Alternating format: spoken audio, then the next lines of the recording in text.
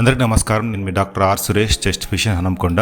మన ఇండియాలో ఒక పెద్ద సూపర్ పవర్ ఉంది. డాక్టర్ దగ్గరికి వెళ్లకుండా కూడా మనమే మనకు మందులు ప్రిస్క్రైబ్ చేసుకోవడం. జలుబు వచ్చిందా, మెడిసిన్ షాప్కి వెళ్ళి టాబ్లెట్. తలనొప్పి వచ్చిందా, ఇంకో టాబ్లెట్. గొంతు నొప్పి, యాంటీబయాటిక్ కూడా అడిగేస్తాం. ఇలా మనం ఫార్మసీని మినీ హాస్పిటల్గా మార్చేస్తున్నాం. ఒకసారి ఒక పేషెంట్ ఇలా అన్నాడు, డాక్టర్ గారు, నేను 5 రోజుల నుంచి కాఫ్ మెడిసిన్ తాగుతున్నాను, ఇంకా తగ్గలేదు. నేను అడిగాను, ఎవరు ప్రిస్క్రైబ్ చేశారు?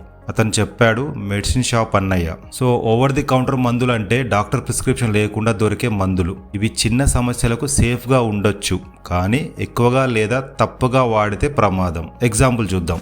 Problem 1, wrong diagnosis. మీకు తలనొప్పి వచ్చింది అనుకోండి, మీరు పెయిన్ కిల్లర్ తీసుకున్నారు, కానీ అసలు కారణం హై బీపీ కావచ్చు, సైనస్ ఇన్ఫెక్షన్ కావచ్చు, బ్రెయిన్ ప్రాబ్లం కూడా కావచ్చు. పెయిన్ కిల్లర్ తీసుకుంటే సిమ్టమ్ మాత్రమే పోతుంది, ప్రాబ్లం మాత్రం అలాగే ఉంటుంది. ఇంకో ఎగ్జాంపుల్, ప్రాబ్లం 2, యాంటీబయాటిక్ మిస్యూస్. ఇంకో కామన్ మిస్టేక్ ఇది. యాంటీబయాటిక్ వాడటం. జలుబు లేదా వైరల్ ఫీవర్కి కూడా యాంటీబయాటిక్ తీసుకుంటారు. దాంతో ఏమవుతుంది?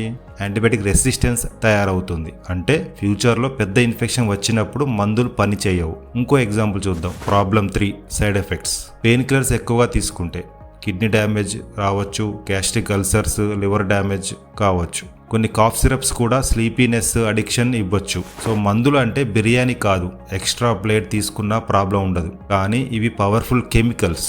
So what should you do? Simple rules పాటించండి.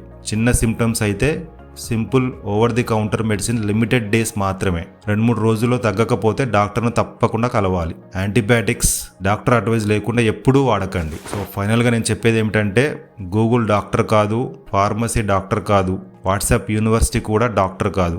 మీ హెల్త్కి రియల్ డాక్టర్ మాత్రమే సేఫ్ గైడ్. సో హెల్తీగా ఉండండి, సేఫ్ మెడికేషన్ తగ్గించండి, సెల్ఫ్ మెడికేషన్ తగ్గించండి. ఈ వీడియో మీకు నచ్చితే లైక్ అండ్ షేర్ చేయండి, మరియు నా యూట్యూబ్ ఛానల్ సబ్స్క్రైబ్ చేసుకోండి. ధన్యవాదములు.